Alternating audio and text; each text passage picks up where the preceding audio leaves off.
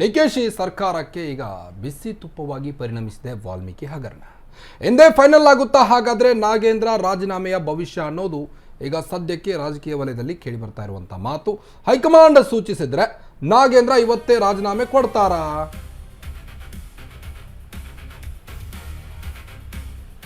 ನೋಡಿ, ಒಂದು ಕಡೆ ವಾಲ್ಮೀಕಿ ಹಗರಣಕ್ಕೆ ಸಂಬಂಧಪಟ್ಟಂತೆ ಅಧಿವೇಶನದಲ್ಲೂ ಕೂಡ ವಿಪಕ್ಷಗಳು ಕಿಚ್ಚನ್ನು ಹೊತ್ತಿಸಿದ್ದು, ಪ್ರತಿಭಟನೆಯನ್ನ ಮಾಡಿದ್ರು. ಇದೆಲ್ಲದರ ಮಧ್ಯೆ ಡಿಕೆಶಿ ಸರ್ಕಾರಕ್ಕೆ ಈಗ ತಲೆನೋವಾಗಿ ಪರಿಣಮಿಸಿದೆ ಈ ಒಂದು ವಾಲ್ಮೀಕಿ ಹಗರಣ. ಇವತ್ತು ಡಿಕೆ ಶಿವಕುಮಾರ್ ಅವರು ದೆಹಲಿಗೆ ಪ್ರಯಾಣ ಬೆಳೆಸಿದ್ದಾರೆ. ಎಂದೇ ಹಾಗಾದ್ರೆ ಫೈನಲ್ ಆಗುತ್ತಾ ನಾಗೇಂದ್ರ ರಾಜೀನಾಮೆ ಭವಿಷ್ಯ? ಹೈಕಮಾಂಡ್ ವರಿಷ್ಠರ ಮುಂದೆ ನಾಗೇಂದ್ರ ರಾಜೀನಾಮೆ ವಿಷಯದ ಕುರಿತು ಮಾತನಾಡಲಿಕ್ಕೆ ತೆರಳಿದ್ದಾರಂತೆ ಡಿಕೆ ಶಿವಕುಮಾರ್ ಅವರು. ಹಾಗಾದ್ರೆ ಹೈಕಮಾಂಡ್ ಸೂಚನೆ ಏನಾದರೂ ಕೊಟ್ರೆ ನಾಗೇಂದ್ರ ರಾಜೀನಾಮೆ ಕೊಡುವುದು ಫಿಕ್ಸ್ ಅನ್ನೋದು ಸದ್ಯಕ್ಕೆ ಕುತೂಹಲ ಮೂಡಿಸ್ತಾ ಇದೆ. ಹೈಕಮಾಂಡ್ ಕೈನಲ್ಲಿದೆ ನಾಗೇಂದ್ರ ಮಂತ್ರಿಗಿರಿ ಭವಿಷ್ಯ. ಈಗ ನಾಗೇಂದ್ರ ರಾಜೀನಾಮೆ ಹಿಂದಿನ ಕಾಂಗ್ರೆಸ್ ಲೆಕ್ಕಾಚಾರ ಏನು? ಹಾಗಾದ್ರೆ ನಾಗೇಂದ್ರ ರಾಜೀನಾಮೆ ನೀಡಿದ್ರೆ ಏನಾಗುತ್ತೆ, ನಾಗೇಂದ್ರ ರಾಜೀನಾಮೆ ನೀಡದಿದ್ರೆ ಏನಾಗುತ್ತೆ ಎಂಬ ಮಾತುಗಳು ಈಗ ಕಾಂಗ್ರೆಸ್ ವಲಯದಲ್ಲಿ ಕೇಳಿ ಬರ್ತಾ ಇರುವಂಥದ್ದು. ಎರಡು ದೃಷ್ಟಿಕೋನದಿಂದಲೂ ಚರ್ಚೆಯನ್ನ ಮಾಡಲಿರುವಂತಹ ಹೈಕಮಾಂಡ್ ನಾಯಕರು. ಹೈಕಮಾಂಡ್ಗೆ ಎರಡು ದೃಷ್ಟಿಕೋನದಲ್ಲಿ ಡಿಕೆ ಶಿವಕುಮಾರ್ ಅವರು ಮಾಹಿತಿಯನ್ನು ನೀಡಲಿದ್ದಾರಂತೆ. ಅಶ್ವಬೇಗ ನ್ಯೂಸ್ನಲ್ಲಿ ಸಿಎಂ ಡಿಕೆ ಶಿವಕುಮಾರ್ ತಂತ್ರಗಾರಿಕೆಯ ಎಕ್ಸ್ಕ್ಲೂಸಿವ್ ಸುದ್ದಿ ಇದು. ನೋಡಿ, ಒಂದು ಕಡೆ ನಾಗೇಂದ್ರ ರಾಜೀನಾಮೆ ವಿಷಯವಾಗಿ ವಿಪಕ್ಷಗಳು ಹರಿಹಾಯ್ದ್ವು. ಅಧಿವೇಶನ ಅರ್ಧಕ್ಕೆ ಮೊಟಕುಗೊಳಿಸಲಾಯಿತು. 10 ದಿನ ನಡೆಯಬೇಕಿದ್ದಂಥ ಅಧಿವೇಶನ ಕೇವಲ 8 ದಿನಕ್ಕೆ ಮೊಟಕುಗೊಳಿಸಿದ್ರು ಅಧಿವೇಶನವನ್ನು. ಇದಾದ ನಂತರದಲ್ಲಿ ನಾಗೇಂದ್ರ ರಾಜೀನಾಮೆ ನೀಡಲೇಬೇಕು ಅಂತ ವಿಪಕ್ಷಗಳೀಗ ಪಾದಯಾತ್ರೆಗೆ ಮುಂದಾಗಿದ್ದಾವೆ. ರಾಯಚೂರಿನಿಂದ ಬಳ್ಳಾರಿಯವರೆಗೂ ಪಾದಯಾತ್ರೆಗೆ ಈಗಾಗಲೇ ವಿಪಕ್ಷ ನಾಯಕರು ಕರೆ ಕೊಟ್ಟಿದ್ದಾರೆ. ಒಂದು ಕಡೆ ಕಾಂಗ್ರೆಸ್ ಪಕ್ಷಕ್ಕೆ ಇದು ಪ್ರೆಸರ್ ಆಗಿ ಪರಿಣಮಿಸಿದೆ. ಇದೆಲ್ಲದರ ಮಧ್ಯೆ ಡಿಕೆ ಸರ್ಕಾರಕ್ಕೆ ಈಗ ಬಿಸಿ ತುಪ್ಪವಾಗಿ ಕಾಡ್ತಾ ಇದೆ ಈಗ ನಾಗೇಂದ್ರ ಅವರ ರಾಜೀನಾಮೆ.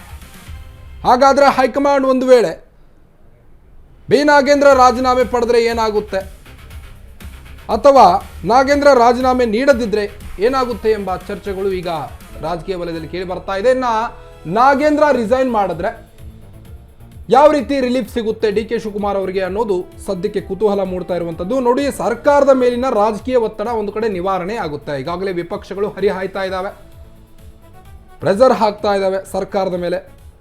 ಬಿ ನಾಗೇಂದ್ರ ಒಬ್ಬ ಕಳ್ಳ ಸಚಿವ, ಅವರೊಟ್ಟಿಗೆ ಕೂತ್ಕೊಂಡು ಅಧಿವೇಶನ ನಡೆಸೋಕೆ ಸಾಧ್ಯನೇ ಇಲ್ಲ ಅಂತ ವಿಪಕ್ಷ ನಾಯಕರು ಹರಿಹಾಯ್ತಾನೆ ಇದ್ರು.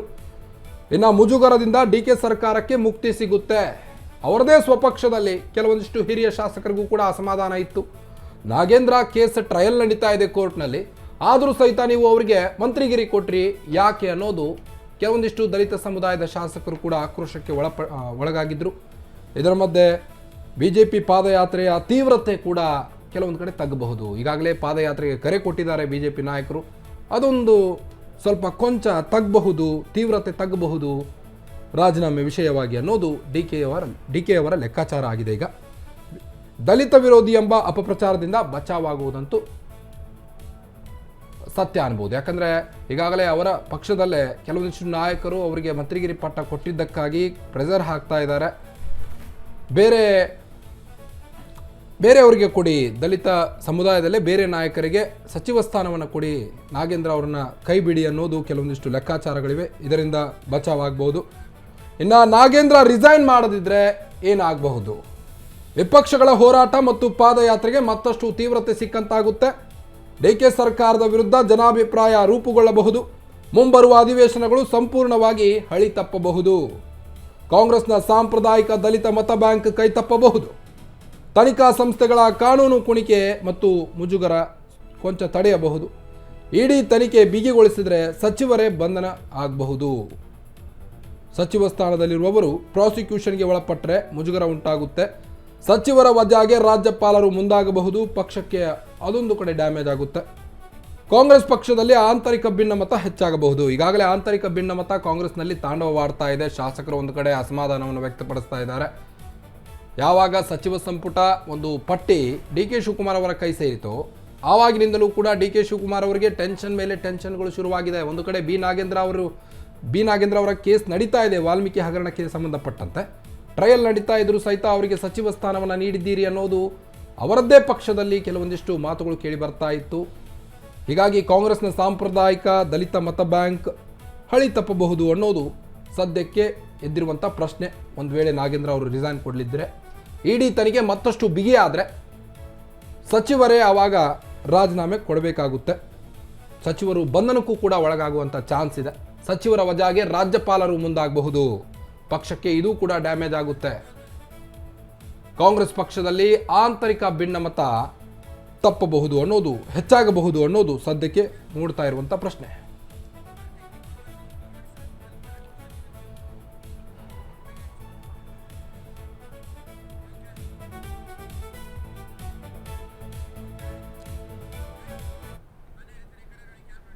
ಮನೆ ಬಗ್ಗೆನಷ್ಟು ಹೆಚ್ಚಿನ ಅಪ್ಡೇಟ್ಸ್ ಕೊಡ್ತಾ ಹೋಗ್ತಾರೆ ನಮ್ಮ ರಿಪೋರ್ಟರ್ ಪವನ್. ಡೆಸ್ಕ್ನಿಂದ ನೇರ ಸಂಪರ್ಕದಲ್ಲಿದ್ದಾರೆ.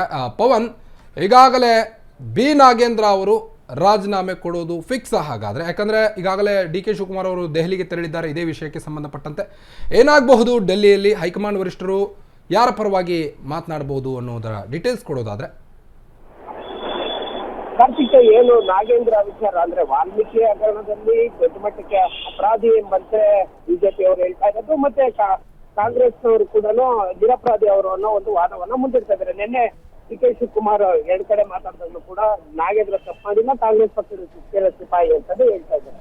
ಆದ್ರೆ ಈ ಮಧ್ಯೆ ನಾಗೇಂದ್ರ ಅವ್ರನ್ನ ಉಳಿಸ್ಕೊಳ್ಳೋದಕ್ಕೆ ಏನೆಲ್ಲ ಮಾಡ್ಬೇಕು, ಅಥವಾ ನಾಗೇಂದ್ರ ಉಳಿಸ್ಕೊಂಡ್ರೆ ಏನಾಗುತ್ತೆ, ಅಥವಾ ವಿರೋಧವಾಗಿ ಬಿಜೆಪಿ ಏನು ಯಾವ ರೀತಿ ಎಲ್ಲ ನಿರ್ಕೊಬಹುದು, ಅಥವಾ ಬಿಜೆಪಿ ಯಾವ ರೀತಿ ನಾಗೇಂದ್ರನ ತೆಗೆದ್ರೆ ಯಾವ ರೀತಿಯ ಗೇನ್ ಆಗುತ್ತೆ, ಮತ್ತೆ ಮುಂದಿನ ಚುನಾವಣೆ ಯಾಕೆಂದ್ರೆ ಸಾಲು ಉಪಚುನಾವಣೆ ಈಗ ಸ್ಥಳೀಯ ಚುನಾವಣೆಗಳಿದಾವೆ, ಇವೆಲ್ಲ ಈ ದೃಷ್ಟಿಕೋನದಲ್ಲಿ ಇಟ್ಕೊಂಡು ಮುಂಬರುವ ಇನ್ನೇನಿನ್ನ 18 ತಿಂಗಳಿಗೆ ಏನು ವಿಧಾನಸಭಾ ಚುನಾವಣೆ ನಡೆಯೋದ್ರಿಂದಾಗಿ ಒಂದಂತಕ್ಕೆ ನೆರೆಟಿವ್ ಸೆಟ್ ಆದಂಗಾಗತ್ತೆ. ಹೀಗಾಗಿ ಕಾಂಗ್ರೆಸ್ ಬಿಜೆಪಿ ಏನು ಸಿಎಂ ಡಿ ಕೆ ಶಿವಕುಮಾರ್ ಆಗಿರ್ಬೋದು, ಕೆಪಿಸಿಸಿ ಅಧ್ಯಕ್ಷರಾಗಿರ್ತಕ್ಕಂಥ ಡಿ ಕೆ ಹರಿಪ್ರಸಾದ್ ಅವರು ಒಂದು ಪ್ಲಾನ್ ಮಾಡಿದ್ದಾರೆ. ಅಂದ್ರೆ ನಾಗೇಂದ್ರ ಅವ್ರನ್ನ ತೆಗೆದ್ರೆ ಯಾವ ತರ ನಮ್ಮ ಪಕ್ಷಕ್ಕೆ ಡ್ಯಾಮೇಜ್ ಆಗುತ್ತೆ, ಅಥವಾ ನಾಗೇಂದ್ರ ಅವ್ರನ್ನ ಇಟ್ಕೊಂಡ್ರೆ ಯಾವ ತರ ಡ್ಯಾಮೇಜ್ ಆಗುತ್ತೆ, ಅದನ್ನ ಯಾವ ತರ ಎಲ್ಲ ಸಾರ್ಟ್ಔಟ್ ಮಾಡ್ಬೇಕು ಅನ್ನೋ ವಿಚಾರಗಳು ಚರ್ಚೆ ನಡೀತಾರೆ. ಇವತ್ತು ಏನು ಡೆಲ್ಲಿಗೆ ಹೋಗಿರುವಂತ ಸಿಎಂ ಡಿ ಕೆ ಶಿವಕುಮಾರ್ ಈ ಎರಡು ವಾದವನ್ನ ಇಡ್ತಾರೆ. ಅಂದ್ರೆ ನಾಗೇಂದ್ರ ಅವ್ರನ್ನ ತೆಗೆದ್ರೆ ಏನಾಗುತ್ತೆ, ರಾಜೀನಾಮೆ ಪಡೆದು ಅವ್ರನ್ನ ಇದನ್ ಮಾಡಿದ್ರೆ ಪಕ್ಷಕ್ಕೆ ಏನ್ ಡ್ಯಾಮೇಜ್ ಆಗುತ್ತೆ, ಅಥವಾ ನಾಗೇಂದ್ರ ಅವ್ರನ್ನ ತೆಗೆದೇ ಇದ್ರೆ ಬಿಜೆಪಿ ಯಾವ ರೀತಿ ಎನ್ಕ್ಯಾಶ್ ಮಾಡ್ಕೊಳ್ಳುತ್ತೆ ಅನ್ನೋದನ್ನ ವಿಸ್ತೃತವಾಗಿ ವರದಿ ಕೊಡೋದಕ್ಕೆ ಒಂದು ರಿಪೋರ್ಟ್ ಅನ್ನ ಕೊಡ್ತಾರೆ ಅಂತ ಸುದ್ದಿ ಇದೆ. ಕಾರ್ತಿಕ್. ಓಕೆ, ಥ್ಯಾಂಕ್ ಯು ತಮ್ಮೆಲ್ಲ ಮಾಹಿತಿಗಾಗಿ ಪವನ್.